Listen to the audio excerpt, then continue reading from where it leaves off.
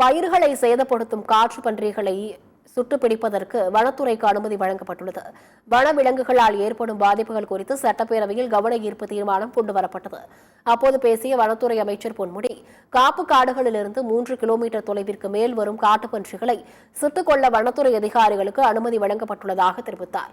விவசாய நிலங்களுக்குள் வரும் காட்டுப்பன்றிகளை விவசாயிகளை சுட்டுக் கொள்ள அனுமதிப்பது குறித்து பரிசீலனை செய்யப்பட்டு வருவதாகவும் அமைச்சர் பொன்முடி கூறினார். மாண்புமிகு முன்னாள் அமைச்சர் இருக்கிற பொழுதே நம்முடைய முதலமைச்சருடைய ஆணையின்படி ஒரு குழுவும் நியமிக்கப்பட்டது. அந்த அடிப்படையில் தான் இந்த ஜிஓ இப்பொழுது நிறைவேற்றப்பட்டிருக்கிறது.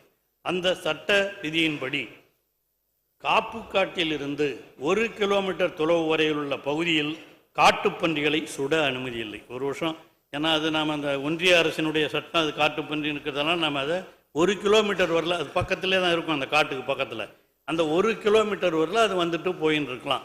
அது சுட அனுமதி இல்லை.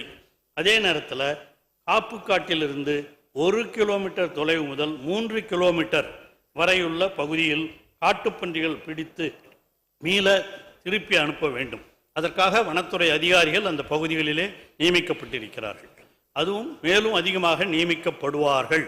அந்த அடிப்படையில் தான் இதையும் சொல்லியிருக்கிறோம். 1 to 3 கிலோமீட்டர் வரல அதை திருப்பி அனுப்பிச்சிடுவாங்க பிடிச்சி. அடுத்து இந்த 3 கிலோமீட்டருக்கு மேலே வந்தால், இந்த குழு பரிந்துரைத்தது 5 கிலோமீட்டர், ஆனால் முதலமைச்சர் சொல்லி விவசாயிகள் ரொம்ப பாதிக்காமல் இருக்கணுங்கிறதுனால அதையும் குறைச்சி 3 கிலோமீட்டர் இந்த வனப்பகுதியில் இருந்து 3 கிலோமீட்டருக்கு அப்பால் வருமானால் அதை சுடுவதற்கும் அனுமதி அளிக்கப்பட்டிருக்கிறது.